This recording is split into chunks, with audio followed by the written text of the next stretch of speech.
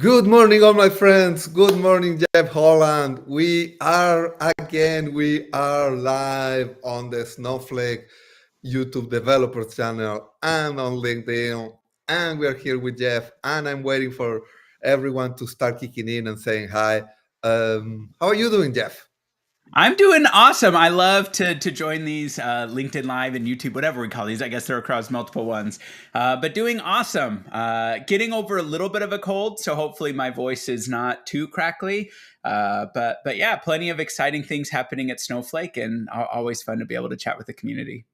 Yeah, I'm super excited about this. We are going to talk about many of the announcements that we covered at Snowday. Uh, Remind people, you are a Snowflake PM director. What does this mean? Yes, yeah. So product manager here at Snowflake. Oh man, what does it mean, product manager? So honestly, most of what I get to do and what my team gets to do, I'll talk about my area specifically, but it's about understanding, okay, how are users wanting to use Snowflake or currently using Snowflake today? And helping us better understand either areas that we need to kind of go back and improve and make better, make easier, make faster, you name it, or like, hey, here's some additional improvements we can make or new features that we can build across the line, and then helping connect those dots, working with the engineers who actually do all of the magic behind the scenes. That's why sometimes I feel like, it's often the product managers who are on stage or doing the presentations, even though most all the work is happening by the amazing engineers. And then for me specifically on the product management side, I'm focused on Snowpark container services, and some areas of development platform and developer experiences. So things like Git integration, things like working with the team building the VS Code extension. So those are some of the areas that I'm focused on. And yeah, always fun to be able to chat with folks. And now, to your point, Felipe, we do see the hello messages coming in from folks who are watching on LinkedIn. Yes, and one has a PM question. So today we're going to cover Iceberg and Snowflake Cortex and what are the announcements. But we have a question from Luis. Let's show that we are live. Is this an inbound or outbound product management? How many product managers are in your organization? Do report in the development or marketing? Just some general questions since we're talking about being a PM. Inbound or outbound? I'm putting this at I've got a good friend right now who's in what is outbound product management for Google. So if I put it in terms of what I know that role is versus this one, I guess it is inbound, meaning that we're focused very specifically on what are the features and the pieces that we're building in, and not necessarily building community outside, though we love to build community, which is one of the reasons we're here. Product managers, we don't share specific numbers on product managers, but there's a lot and it's growing very, very quickly. That at least I can say. And then in terms of reporting structure, so we actually, all the product managers and engineers report directly to the head of product, who's one of the direct reports of the CEO. It's also Benoit, who is the founder or co-founder, one of the founders of Snowflake. So we get nice stuff. So I guess we report through development in a way, but it's kind of like peered engineering and PM. So yes, proof, Luis, that we're watching this live as we answer that question. Exactly. And I love how Snowflake is building one product. It's like all the products, as you mentioned, Benoit and Thierry, they're at the center, and we build something that is very, very, it has one shape. And speaking of the mix of inbound and outbound PMs, I love how you love community so much. Well, I would say you're inbound, but you love community. And someone else that loves community that we promised that he would be here today. And he's here today from a special place. It's James Malone. Hey, hello, James Malone. Hey! How are you? Good. How are you doing? I am good. Despite my my computer today, I'm really well. Yeah. So what happened? What's the story here, James? What are you calling from right now? Like what device? You had some device hiccups? I credit my iPhone with being the thing that works. My corporate laptop died about 5 minutes ago, so I'm on my phone. Hey, well, they filmed the last iPhone release entirely from an iPhone, so you're in good company. True. I'm putting it to the test. They said it was pro quality, so we'll test it out. Yes, you have one of the best setups. AV. So today we're going to do with half a mic and very shaky. I'm here. Present. But our friends are ready to hear about Iceberg and also about Cortex and about, I just blanked out, what's our new Horizon. Yes. Yes. So let's get started with James. Just give us a preview so people can ask more questions, and I will try to manage the cameras from the control room. Yeah, absolutely. So the big news, we've been working on Iceberg tables and Iceberg projects for about a year and a half at this point. We announced at Snowday that Iceberg tables are set to go into public preview soon. Naturally, the first question that people ask is, what does soon mean? How soon is soon? Which is a very good question. I would ask the same question. Soon typically means within 60 days. And in terms of Iceberg, I can't release the specific date because I don't want to throw water on the engineering team and all the work that's going in.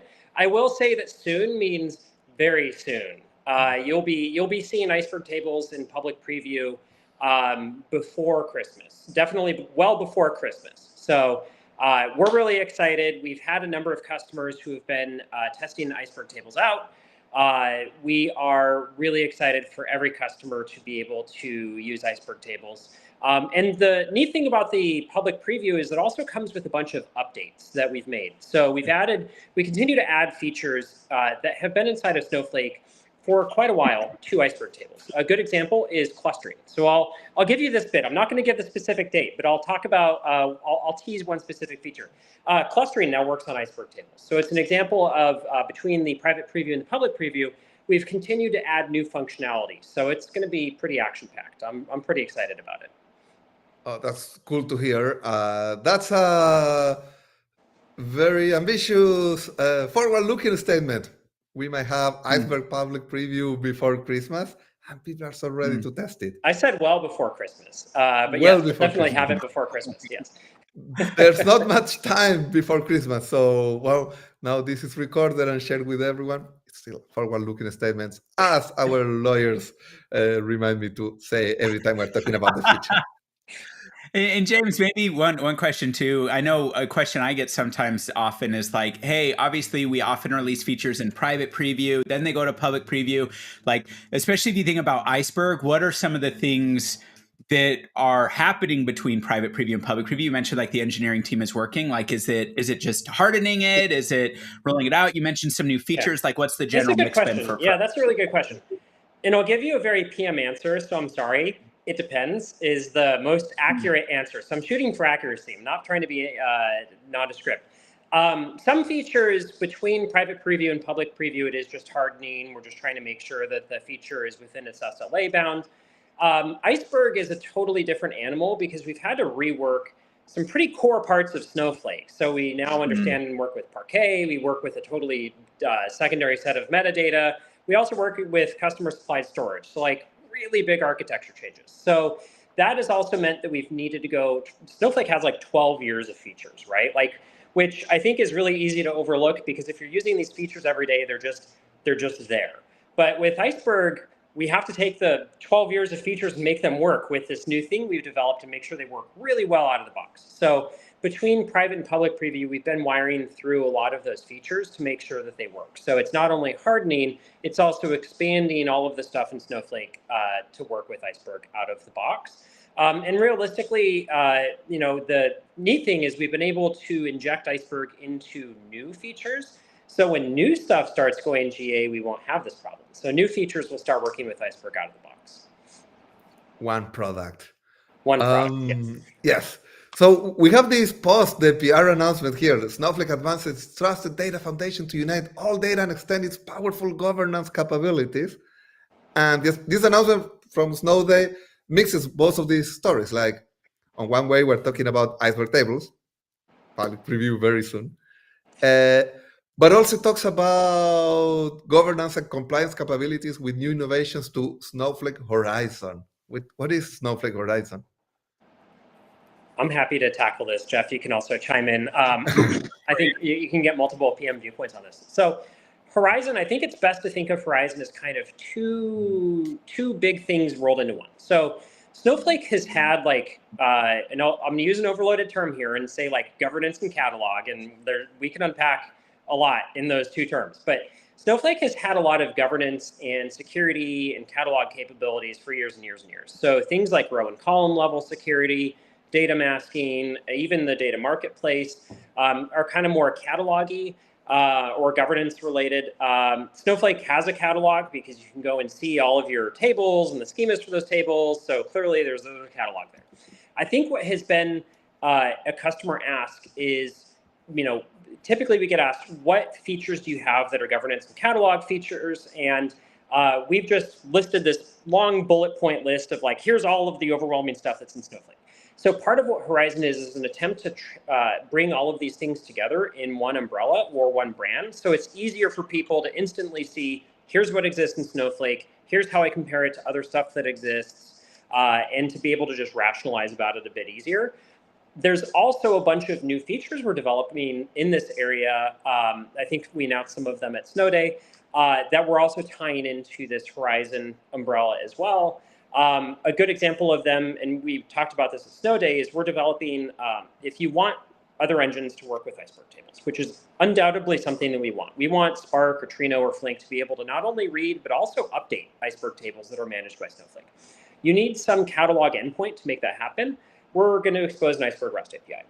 We talked about that at Snowday. It's also going to be part of Horizon as well. So as we develop new features, we're also tying them into to Horizon. So everything's bundled up and just easier for people to understand and think about.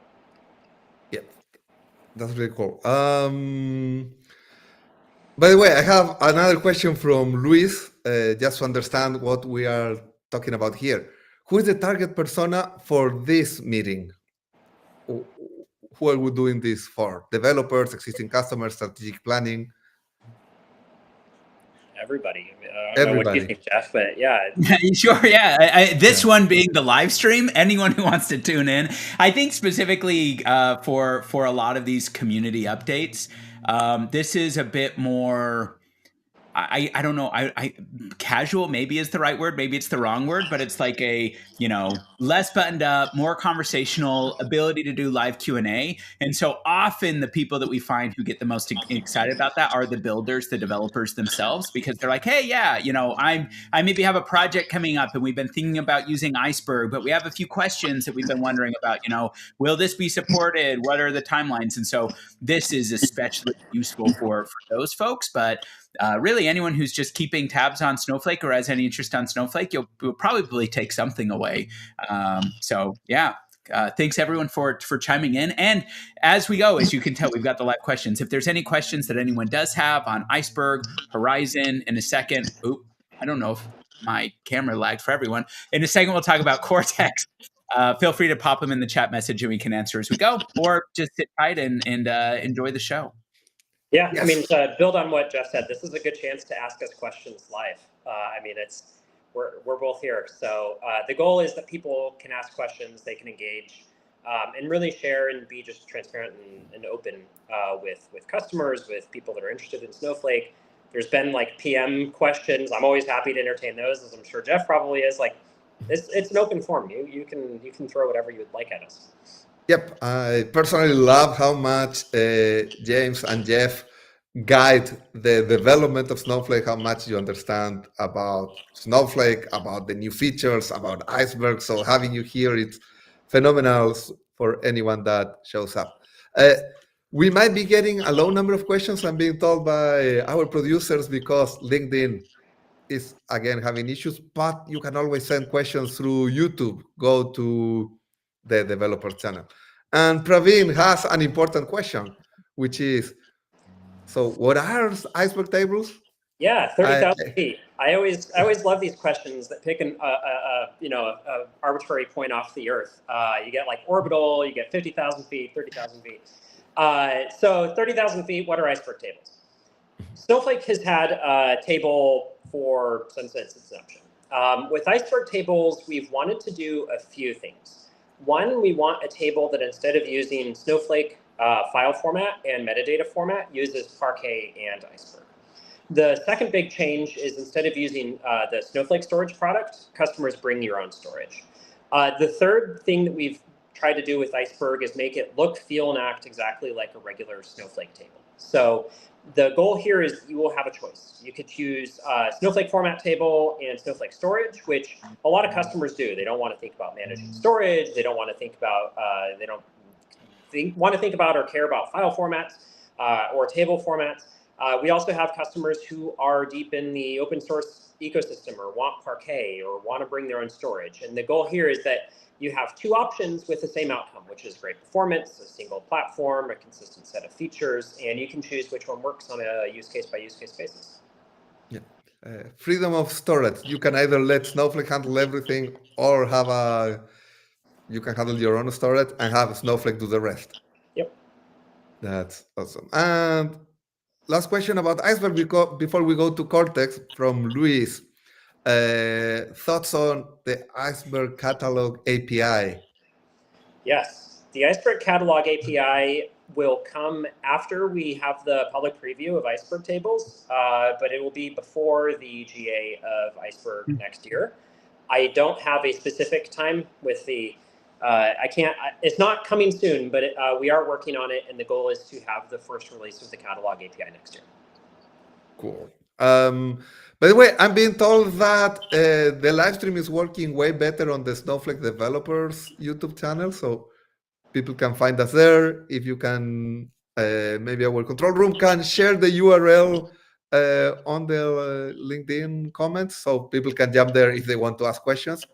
But let's jump to Jeff, and let's talk a little bit about this PR announcement from November 1st. Snowflake puts industry-leading large language and AI models in the hands of all users with Snowflake Cortex. What is this about, Jeff? Yeah, huge shout out to the Snowflake ML and Cortex team, who I just feel honored that I get to work with them from time to time. But I'm happy to kind of share this for folks who might have seen it or even just want a little bit more details on this announcement from Snowday. So non-surprising to everybody watching this, generative AI and LLMs have really taken quite a lot of mind share and thought over the last few months. And for a good reason. There's some very powerful scenarios that we're even seeing with our customers in Snowflake of what LLMs can unlock. Like LLMs have a few superpowers. One of them is obviously it can work really well with language like English, and that's why some of these chat experiences are really powerful. Some of the other things that it can do that are maybe a little bit less apparent are LLMs are incredibly effective at doing what looks and feels and really is kind of like reasoning over large amounts of data because LLMs kind of like take in the entire context where it can distinguish the difference between it's raining cats and dogs and I really want a dog. Like even though many of the words are the same between those sentences, LLMs are like, oh, this one's about pets, this one's about the weather. And then the last thing is unstructured data. So images, documents, those types of things, LLM. So all of those have some value into Snowflake. Now, back to what Cortex is. For a bit now, for a few months, at least in private preview, you've been able to run LLMs. We have many customers doing that today on Snowpark container services. So you can go to something like Hugging Face. You can take an LLM. We've been working with a few partners and use their LLMs and actually run an LLM securely inside of Snowflake. Look at that. Felipe even had the zoom right in the container service stuff. The new stuff is it's now way easier. With Cortex and the Cortex platform, we're just building in LLMs to the core Snowflake experience. So at the bottom here, you'll see we talk about these serverless AI and LLM functions. So Felipe might show this in a second, but for instance, just through any SQL command, you can say something like, hey, translate this text from Spanish to English, or summarize this long amount of text, or I'm actually going to give you a prompt and I want you to return back some information about the data that I'm just going to pass you. These are just built-in functions as part of Snowflake, which behind the scenes are calling LLMs that are running securely inside of Snowflake. For some of the more advanced commands like complete, you can actually say, hey, I want to call Meta's open source Llama 2 70 billion parameter LLM. It's a massive LLM, super powerful. out of the box, ready for anyone to go run with. So that's part of Cortex. And then the upper half, similar to Horizon as well, there's actually some features that we've had previously. For example, document AI. There's some text to SQL capabilities. Those are all kind of building on top of that core Cortex functionality, but those are purpose-built experiences. So document AI, hopefully everybody is watching has seen a chance to see that. To me, that is like the sweet spot in terms of getting the value and the power behind LLMs, but making it really concrete and usable. And with Document AI, if you haven't seen it, you can really point Snowflake at documents that you have, PDFs, you name it, and it does everything from OCRing to summarizing. So, we've talked to one of the common scenarios that's come up a few times around the Cortex platform and Document AI is, hey, we've got a bunch of legal agreements. We sign partnerships, we set up new agreements, customer agreements. We have thousands and thousands and thousands of these contracts floating around. Everyone's a little bit different. Different people modify different pieces. How do we make sense of it? How do we know what's out there? How do we actually query this or pull out structured insight? You can go point Document AI at those documents and say things like, hey, when is the start date? What is the end date? What are some of the terms of this contract? And Document AI will use an LLM behind the scenes running in Snowflake to go pull that out. So Cortex, in a nutshell, is bringing AI and LLMs super accessible to every single Snowflake user, whether you're a data engineer, data analyst, data scientist. You don't have to worry about spinning up or running out your own LLM. You can just start calling it. And the big benefit here, speaking of like Horizon and governance and the things that James was mentioning, you don't have to worry about your data or your processing ever leaving Snowflake. Like it stays entirely in Snowflake. You don't have to worry about, what's happening to my data. It's leaving my secure governed boundary. Nope, we just let you do all that stuff right there. So a bit of a long answer, but very exciting in terms of the types of stuff that it unlocks. I love it. We posted so much about this, so let me go to a different post. Like 3 blogs at the beginning, Felipe, yes. just on this one. So I have all these tabs open. I love how this chart shows that, yes, you have options to use a fully custom Gen AI LLM in hours, or you can build apps in minutes, or just use AI in seconds if you focus on Document AI, Universal Search, the Snowflake Copilot. And this is all part of Cortex. And so I was looking at, I've been trying Public Preview the Snowflake Cortex functions. So now we are able to do ask for complete. We pass a prompt and the LLM, and we can choose 3 different models of Llama 2. Text to SQL, generate SQL from natural language. And this is powering Copilot. Embed text, private preview soon. Transforming a given text to vector embeddings. Vector distance, that's just going to the math of it, and a native vector data type. That sounds also very interesting. It may be because I know there was a question about some of the stuff around like strategies. So maybe I'll take a minute on those 3 you just mentioned, because those like you look at Translate, you look at Complete even, you're like, I probably know those. For those who might be newer to the LLM space, which is most everybody in the world, considering these things are pretty off-the-shelf thing, the ones that, Felipe, you mentioned around embeddings and vectors, these are especially very useful in terms of a strategy that is incredibly helpful with LLMs called Retrieval Augmented Generation, or RAG. So for those who've used LLMs, you probably know sometimes you go ask ChatGPT or something a question and it gives you back just a bogus answer. Or sometimes you ask it a question and it's like, oh, my trading cutoff is, February 2023. I have no idea what happened after 2023.